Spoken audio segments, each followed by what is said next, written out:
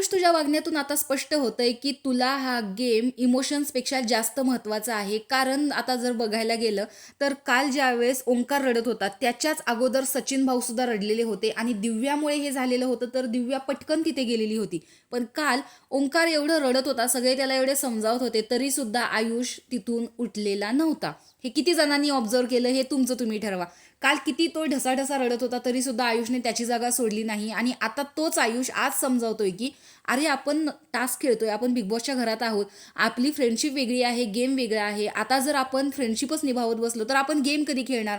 तर ओंकारचं म्हणणं आहे म्हणजे माझ्यापैकी तुला सचिन भाऊ जास्त वीक नाही वाटले. तुला 4 जणांमध्ये सिलेक्ट करायचं नव्हतं, तुला 15 जणांमध्ये 3 जण सिलेक्ट करायचे होते, तरी सुद्धा काल तू मला नॉमिनेट केलेलं आहेस. म्हणजे इथे कुठेतरी आयुष आता स्वतःचा गेम दाखवतोय. याआधी सुद्धा तो कॅप्टन झालेला होता.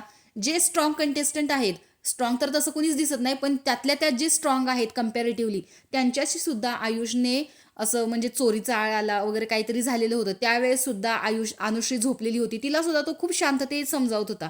तर याच्यावरून तर सहज स्पष्ट होतं की जो कमी बोलतो त्याच्याशी आयुष जाऊन भिडतो, जे स्ट्रॉंग असतात त्याच्याशी आयुष जाऊन भिडत नाही. इव्हन त्यांना बोलतही नाही. जसं चोरीचा मुद्दा झालेला, रितेश भाऊनी सुद्धा त्याची चूक त्याला दाखवून दिलेली आहे भाऊच्या धक्क्यावरती.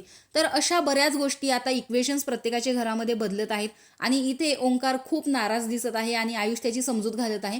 तरी सुद्धा आयुषने कालच तिथे जाऊन ही गोष्ट सॉल्व्ह करायला हवी होती. म्हणजे पहिल्यांदाच ज्यावेळेस त्याच्या डोळ्यात पाणी आलेलं त्याच वेळेस आयुषने तिथे जायला हवं होतं की ठीक आहे, आपण ही गोष्ट विसरूया, हा एक टास्क आहे, असं जरी तो म्हणला असता तरी सगळ्यांनाच बरं वाटलं असतं.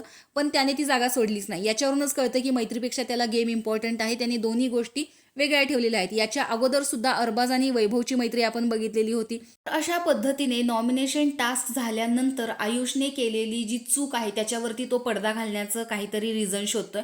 तर तुम्हाला आयुषचं हे वागणं पटलं का? हे कमेंट बॉक्समध्ये सांगा. तोपर्यंत बाय.